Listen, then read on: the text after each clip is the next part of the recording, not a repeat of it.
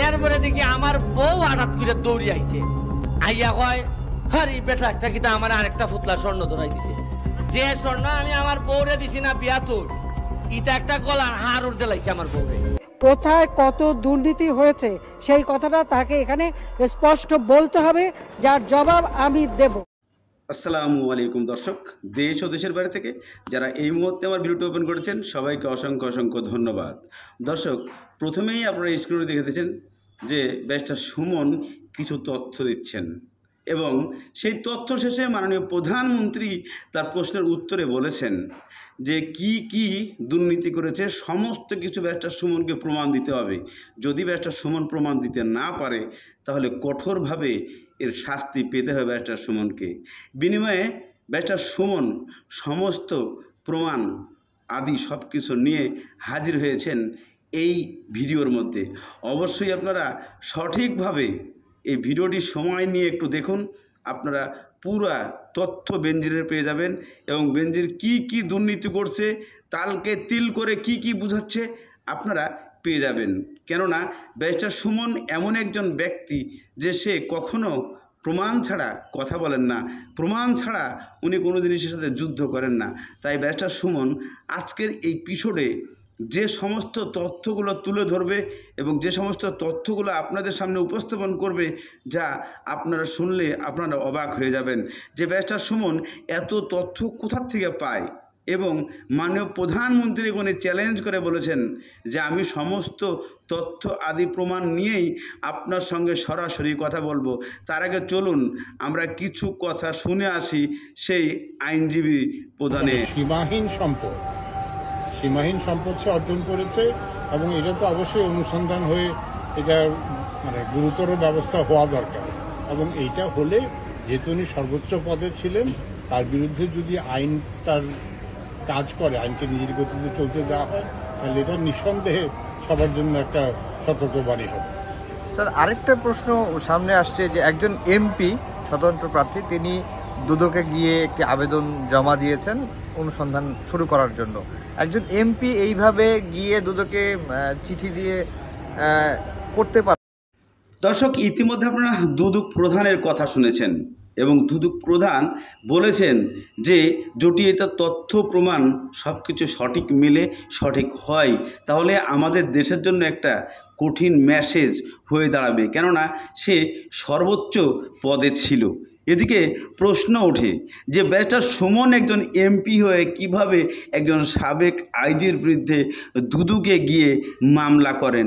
এই প্রশ্নের জবাবে দুদক প্রধান বলেছেন যে সে করতে পারে, আইন সবার জন্য সমান, সে একজন লয়ার, সে করতেই পারে এবং সে রানিং সংসদ সদস্য, তার কাছে এটা বাধা নেই।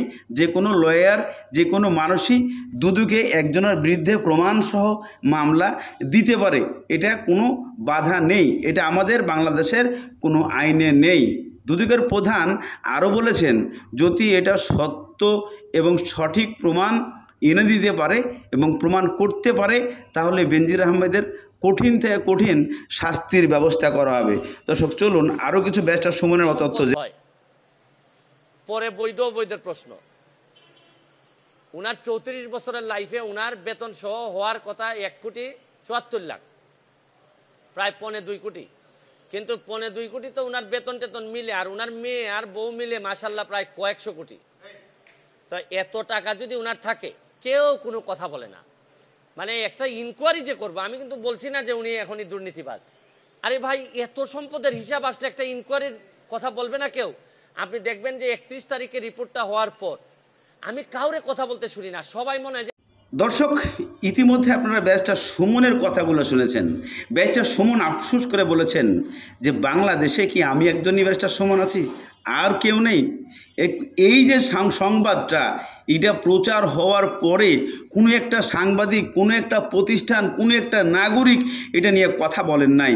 আমি আশ্চর্য হই যে আমি তখন লন্ডনে ছিলাম, আমি সেখান থেকে এসে একটা রিড করলাম এবং নিউজ করলাম, তারপরে সমস্ত সাংবাদিক আর যত হলুদ সাংবাদিক আছে সবাই এসে উপস্থিত হয়ে গেলেন। কিন্তু কেন রে ভাই, আমাদের এই বাংলাদেশে সঠিক বিচারের কেন আপনারা এগিয়ে আসেন না?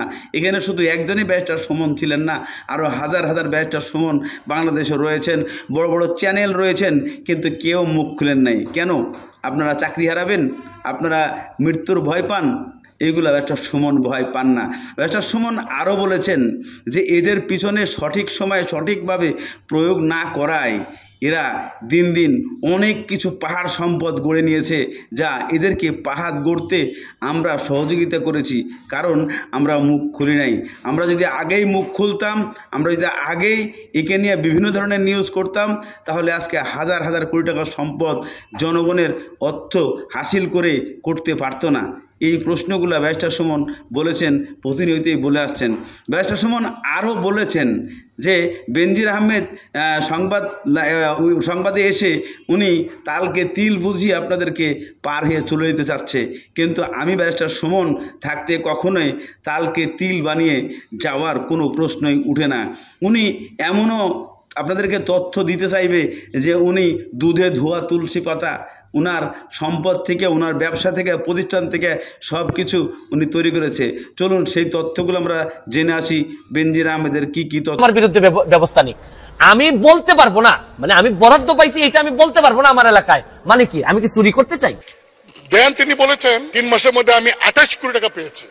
মানুষ স্পিকার, এই যে 28 কোটি টাকা পেয়েছেন, এই কথা তো বলছেন, এই টাকা কি আমি পেয়েছি? আপনি মানুষ স্পিকার এমপি, আপনি কি পেয়েছেন? আমার কেন জানি মনে হইতেছে যে মুজিবুল হক চুন্নু সাহেবের হয়তো আমি বলে দেওয়াতে সমস্যা হচ্ছে, যে উনার মনে হয় রাজনীতি করাটাই পেশা, এটা থেকে উনি সবকিছু নির্বাহ করেন কিনা আমার জানা নাই। মানুষ স্পিকার, আমি আপনাকে বলছি, কারণ আপনি হলেন এই সংসদের গার্ডিয়ান।